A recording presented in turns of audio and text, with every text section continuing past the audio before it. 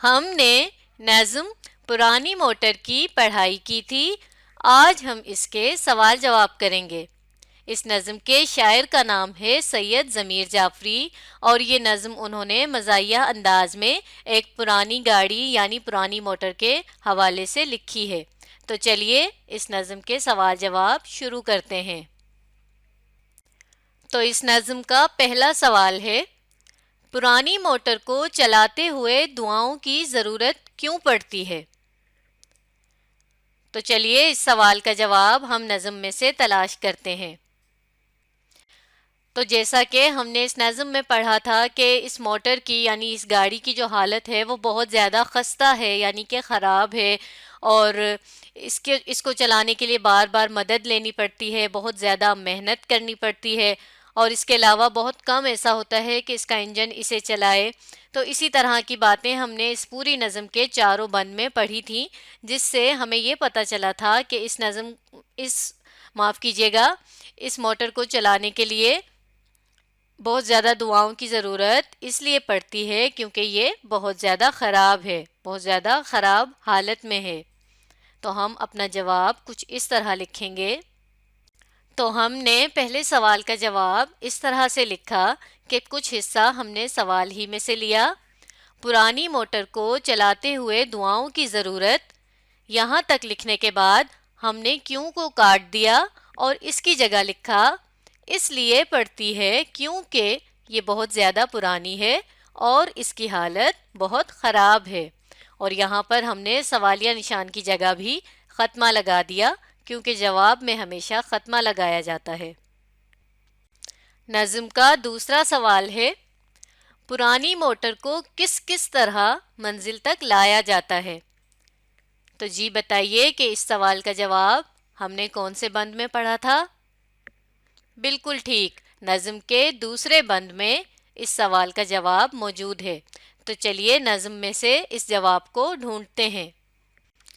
تو نظم کے دوسرے بند میں ہم نے یہ پڑھا تھا، کبھی بیلوں کے پیچھے جوت کر چلوائی جاتی ہے، کبھی خالی خدا کے نام پر کھچوائی جاتی ہے، پکڑ کے بھیجی جاتی ہے، جکڑ کے لائی جاتی ہے، وہ کہتے ہیں کہ اس میں پھر بھی موٹر پائی جاتی ہے۔ تو ان چار مصروں میں شروع کے 3 مصروں میں بتایا گیا ہے کہ کبھی تو اسے بیلوں کے پیچھے بھی جوتا جاتا ہے، اور کبھی صرف خدا کا نام لے کر یعنی خدا کے نام پر مدد لے کر لوگوں کی اور اسے کھچوایا جاتا ہے، اور کبھی اسے پکڑ کر اور جکڑ کر بھی لایا جاتا ہے۔ تو ہم اس سوال کا جواب اس طرح لکھیں گے۔ ہم نے اس سوال کا جواب اس طرح لکھا کہ کچھ حصہ ہم نے سوال ہی میں سے لیا، پرانی موٹر کو اور کس کس کو کاٹ کر اس کی جگہ لکھا اس طرح منزل تک لایا جاتا ہے کہ کبھی اسے بیلوں کے پیچھے جوتا جاتا ہے تو کبھی صرف خدا کا نام لے کر کھچوایا جاتا ہے، اور اس طرح ہم نے سوال ہی پورا جواب میں لکھا اور یہاں سے صرف کس کس کو کاٹ دیا، اور یہاں پر ہمارا جواب کیونکہ مکمل ہو گیا ہے تو ہم نے سوالیہ نشان کی جگہ بھی خطمہ لگا دیا۔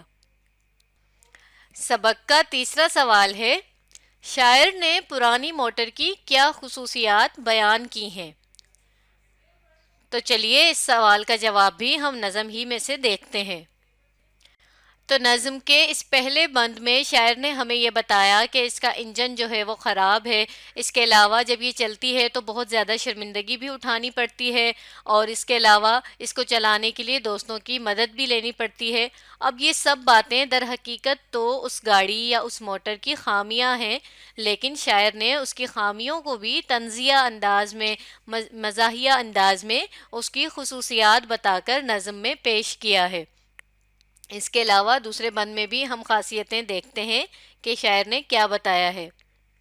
دوسرے بند میں شاعر نے اس موٹر کی یہ خاصیت بتائی ہے کہ اتنی ساری خامیوں کے باوجود، یعنی اسے کبھی بیلوں کے پیچھے جوتا جاتا ہے، کبھی دھکا لگا کر کھچوایا جاتا ہے، پکڑا جاتا ہے، اس کے باوجود بھی اس میں موٹر پائی جاتی ہے، یعنی اس کا جو انجن ہے وہ اب بھی اس میں موجود ہے۔ تو اس میں موٹر کا پایا جانا بھی شاعر نے اس کی ایک خاصیت بتائی ہے۔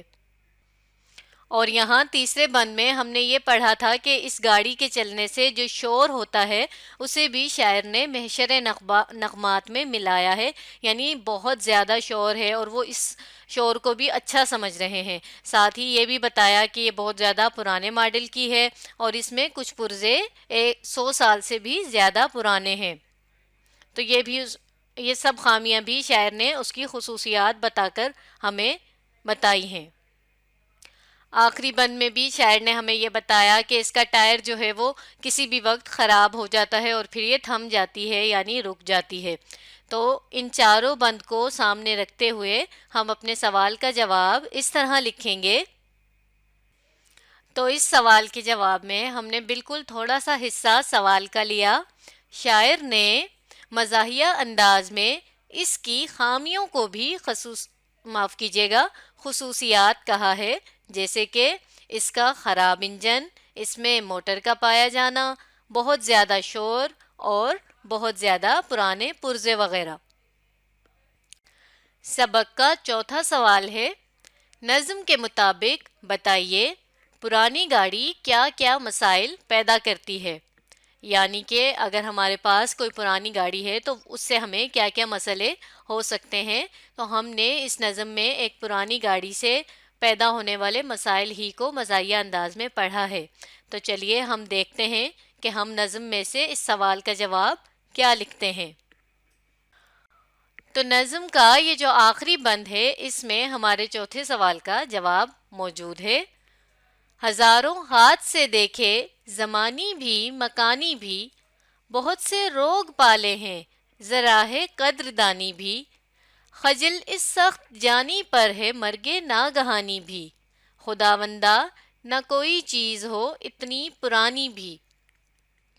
تو ان چار مصروں سے ہمیں جو مسئلہ سب سے زیادہ اہم یا سب سے زیادہ نظر آتا ہے وہ یہ کہ اگر ہمارے پاس ایک ایسی گاڑی ہے کہ جو بہت زیادہ پرانی ہے اور وہ کسی بھی وقت خراب ہو سکتی ہے، تو اس سے ہمیں سب سے بڑا مسئلہ جو پیش آ سکتا ہے وہ یہ ہے کہ ہمیں اس سے کسی بھی وقت ہم کوئی حادثے کا شکار ہو سکتے ہیں۔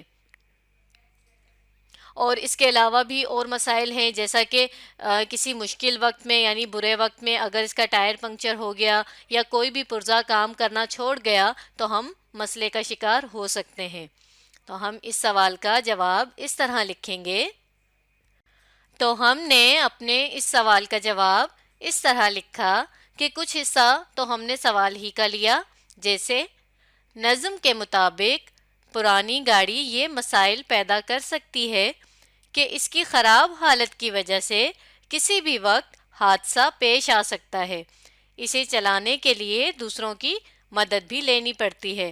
تو بار بار کسی کی مدد لینا اچھی بات تو نہیں ہوتی، تو ایک تو ہم پرانی گاڑی کی وجہ سے حادثے کا شکار ہو سکتے ہیں، اور دوسرا یہ کہ اس کو چلانے کے لیے ہمیں بار بار مدد کی بھی ضرورت پڑتی ہے۔ تو یہاں ہمارا یہ جواب مکمل ہو گیا۔ اب آپ نے اس ویڈیو کو دوبارہ دیکھنا ہے اور سمجھنے کی کوشش کرنی ہے۔